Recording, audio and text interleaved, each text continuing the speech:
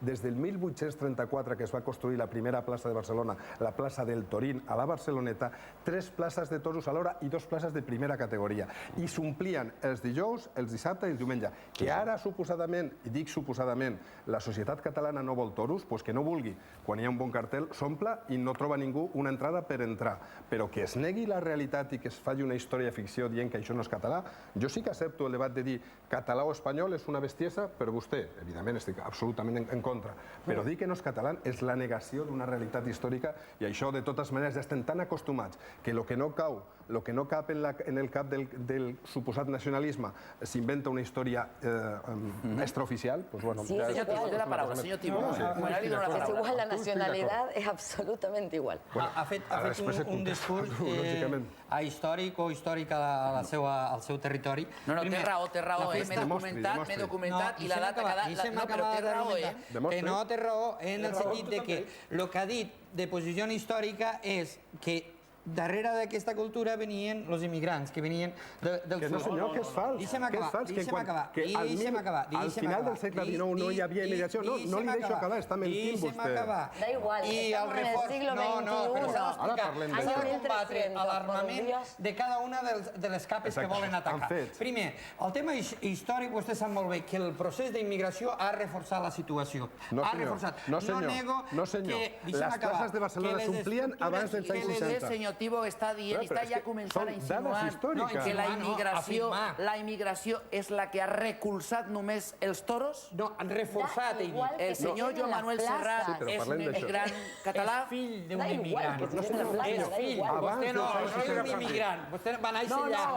Senyor Tibó, el correbous de Cardona no té res a veure amb els immigrants, fa molts anys que existeix i també es torturen animals. Estem parlant de la institucionalització ve pel reforç dels immigrants. No, senyor. És prèvia, és prèvia. És mentida. Li estic dient, reforçar, no dic que ve per l'estructura primària agrícola d'aquí. No, que l'onada d'immigrants vinguts de zones on és una tradició cultural segurament impliquen un augment de mercat, sí, però ja hi era. Ha quedat reduïda ara a les Terres de l'Ebre, per exemple, que és una estructura agrària i que allí té aquesta potenciació a través dels cacics i totes les subvencions que hi ha. Però és que aquest element està millor. És a dir, és una tradició pròpia de societats rurals, agràries, que ha perviscut fins als nostres dies. Però no és una qüestió nacional. No és una qüestió nacional. Un moment. Ara li dono la paraula. Agafa una trucada. Alejandra, agafa una trucada i li dono la paraula. Anem al telèfon. Hola, què tal? Bona nit. Hola, bona nit. El seu nom? Em dic Àngels. I d'on truquem, Àngels? Hospitalet de Llobregat. Té la paraula des d'Hospitalet. Molt bé. No, soc contrària completament als toros. Trobo que en diuen una festa no sé de què, allà martiritzar una bèstia. No comprenc com hi ha gent que li agrada això. És una cosa indignanta. Escolti'm, tots aquests toreros són una colla de xulos que fan això per no anar a treballar. Així està la seva comunitat. Tots viuen d'això, del cuento. Però cal ser molt valent, per posar-se davant d'un toro. Molt valent. Escolti'm, més valents són aquests que van a la guerra, no? També té raó. Àngels, gràcies per la seva trucada des d'Hospitalet. Alejandra, té la paraula. A ver, es que están llevando el debate a un punto que me parece que no es crucial. Claro, un falso debate. Exacto. A mí me parece, estamos ahora en el siglo XXI. A mí me da igual que aparezca el hombre lanzando una lanza al toro pintado en las cuevas de no sé dónde de la época de la prehistoria. Me da igual.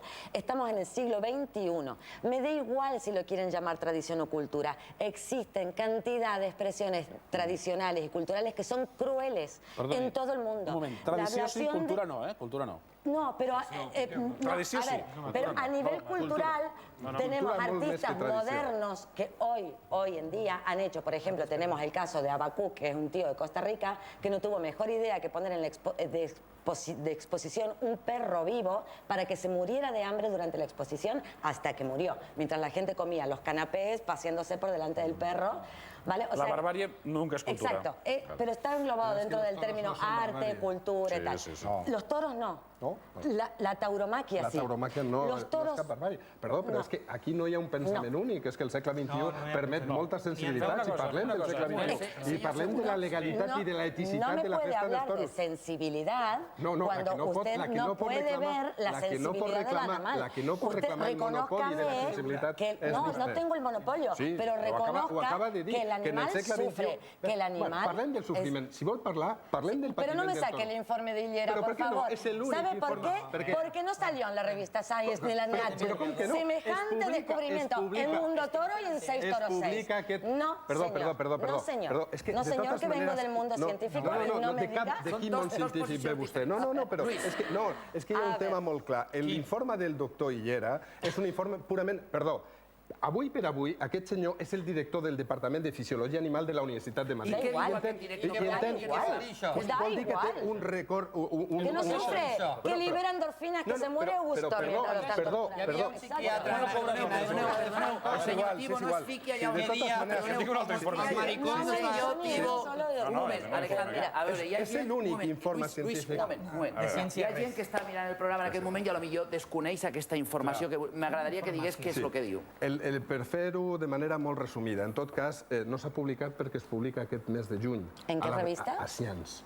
No, ¿Qué diu? ¿Pero qué por Dios. Sí, señora. Ay, por favor, me envía un ejemplar en cuanto salga, yo le daré mi dirección, pero de porque lo quiero todas poner en maneras, un marco. Pero, no, es que s'ho tindrà que Senyor posar, Corrales. no en un marco, s'ho tindrà que posar Senyor Corrales, però què diu aquest? L'informe diu senzillament que les ferides que se li fan al toro tothom les veu. Però el que no es pot, és que, clar, s'ha d'entrar en tot cas... No pateix el bou. Vol parar, sisplau, senyor Tibo. El que diu el senyor Higuera no diu, i ho han matisat moltes vegades, que no pateixi el toro. El toro el que desenvolupa són mecanismes per perfectament digerir, per dir-ho d'alguna manera, aquest dolor. Como todos los seres vivos cuando sienten una herida. Todos. Las mujeres en los partos. No, senyor. Ho ha desenvolupat d'una determinada manera. No, señor. Això és el que diu, això és un informe que diu. Contra la Ni és ciència, igual i no aquesta és gent així. és brujeria, el que diu. Aquesta és una informació que vostè... Tenemos el contrainforme del doctor Saldívar. Sí, señor. Ha fet cap estudi el senyor Saldívar. Sí, señor. És pura Sí, palabra de diablo de Saldívar. Nom de Déu. És pura palabra de Déu. Senyor Corrales, senyor Tibo, són opinions diferents, una informació que vostè ja no la comparteix. Un moment. I el tema de la història està claríssim que vostè té raó perquè m'he documentat aquesta vegada, perquè vaig rebre un mail la setmana passada que em deia que aquí s'havien donat dades històriques que no eren reals i llavors m'he informat d'aquestes que vostè ha dit i té tota la raó. No, tota la raó no la té. Bueno, escolti, vagi vostè... Perquè tota la raó no la té ningú. No, ja, però estem parlant així. Amb això estem d'acord. El senyor Segura m'ha demanat la paraula, senyor Sáez, amb el seu permís. Senyor Segura, té la Jo paraula. vull dir una cosa, i és dedicat a les dues senyores que han trucat ara i tota la gent que trucarà a partir d'ara. Un moment, doncs, es que usted me lo pone todo a huevo, perdone que se lo diga. Claro.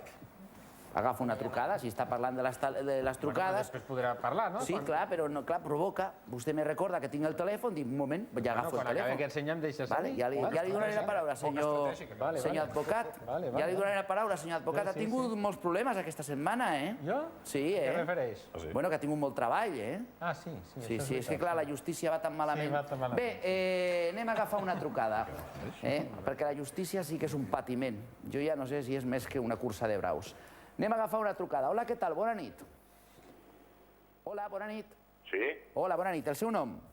Gutiérrez, Juan Gutiérrez. Muy bien. ¿De dónde llamamos, Gutiérrez? Vale, de Malgrat. Té la paraula desde Malgrat. A ver, yo solamente quiero intervenir aclarando de que se está confundiendo o se está comparando la pelea de perro, pelea de gallo con la corrida de toro. O nos enteramos que es una cosa y que es la otra.